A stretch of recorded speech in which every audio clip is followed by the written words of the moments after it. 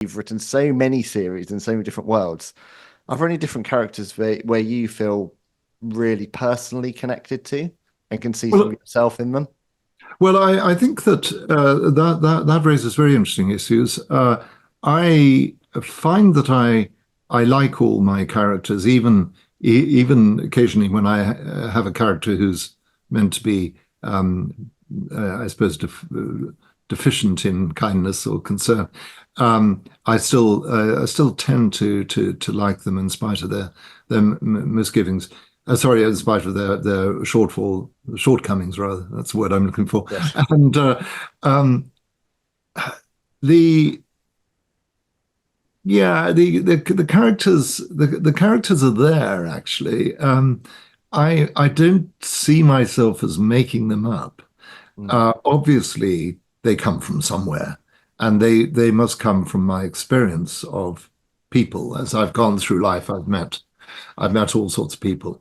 Now, some of them I am particularly fond of because they are principal protagonists in a series of books, and I get to know them rather well. So obviously, Precious from Motswe is right there in at the head of that line of characters, so to speak. But I'm also very fond of the slightly secondary characters.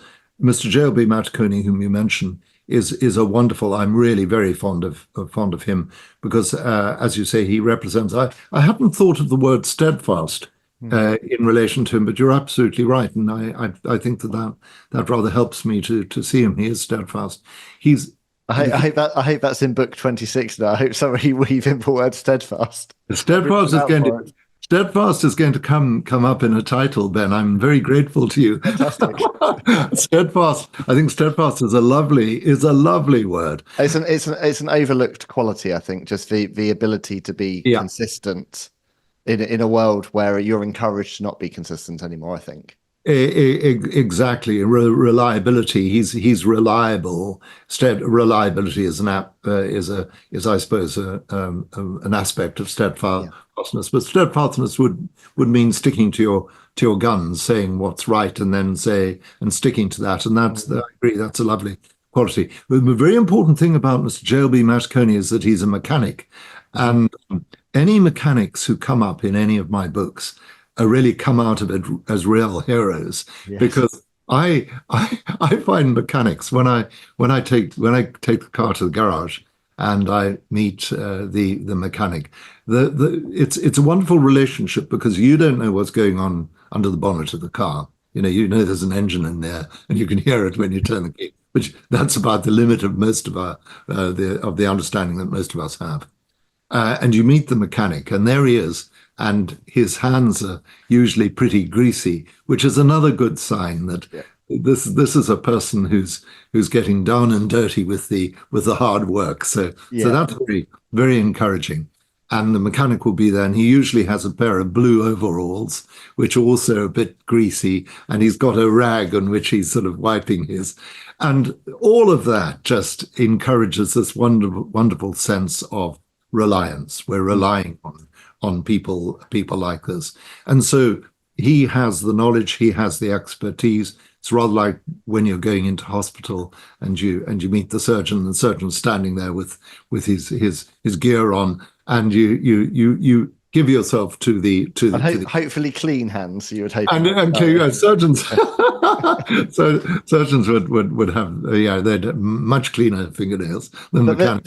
there's an interesting part about your relationship with him as a mechanic, though, because this comes up in quite a few of your books. There's a theme, with him as a mechanic. He's always kind of wrestling with this new world that's trying Yeah, to erode the old values. So he's yeah, constantly just wants to be a mechanic, uh, pulling apart absolutely. a car and making it work and not be dealing with computers.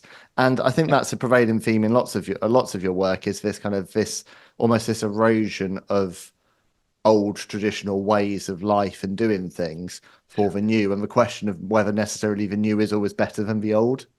Yeah, that's right. I mean, I think that he would go for simplicity. He likes the old engines that didn't have computer chips in them, and that you went through a diagnostic process yourself rather than plugging the engine into the diagnostic electronic device.